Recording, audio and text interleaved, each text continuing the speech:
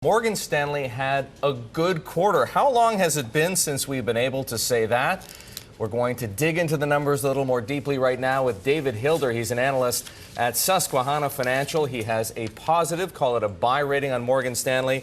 David, it looks like a good quarter to have had a buy rating on Morgan Stanley. What stands out for you? We've been talking about fixed income revenue. We've been talking about investment banking revenue. Where do you think the highlight is? Well, I think you've hit the nail on the head.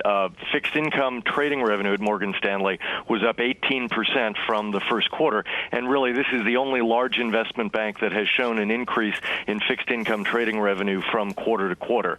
Also, investment banking revenue, where we did see increases at a number of Morgan Stanley's competitors, but Morgan Stanley today reported a 46% increase in investment banking revenue from the first to the second quarter. And it was really driven by strength in every product area. M&A, equity, debt, all were up 40 to 50%.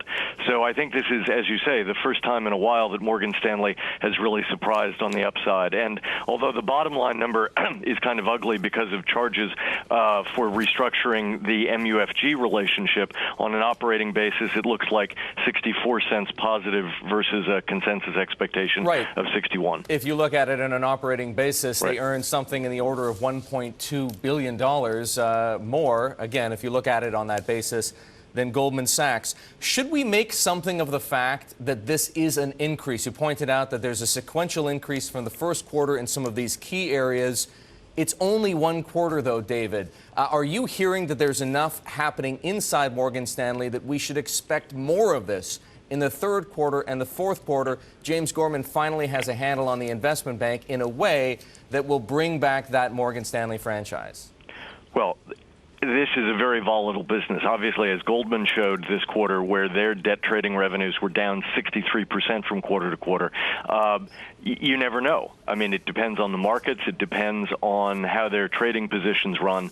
So, no, it's not something that you could actually expect that one quarter will necessarily guarantee good performance in the next. By the way, just to put it in perspective, Morgan Stanley's total dollar amount of fixed income trading revenue was $2 billion. Even though Goldman was down 63%, their quarter was $1.6 billion.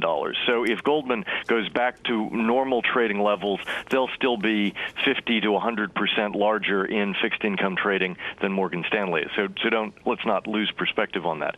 The other thing I would point out is that the retail business at Morgan Stanley is still kind of in the ditch. The I was just going to get to that. The numbers aren't especially good. In fact, the pre-tax margin, which is what everyone focuses on in the brokerage business, deteriorated, did it not, from quarter to quarter? Well, it went down from 10% to 9%. That's not a big move, but it's also not in the right direction. Morgan Stanley's long-term goal is a 20% pre-tax margin, so obviously no indication of progress there. And the earnings contribution was about flat with the first quarter.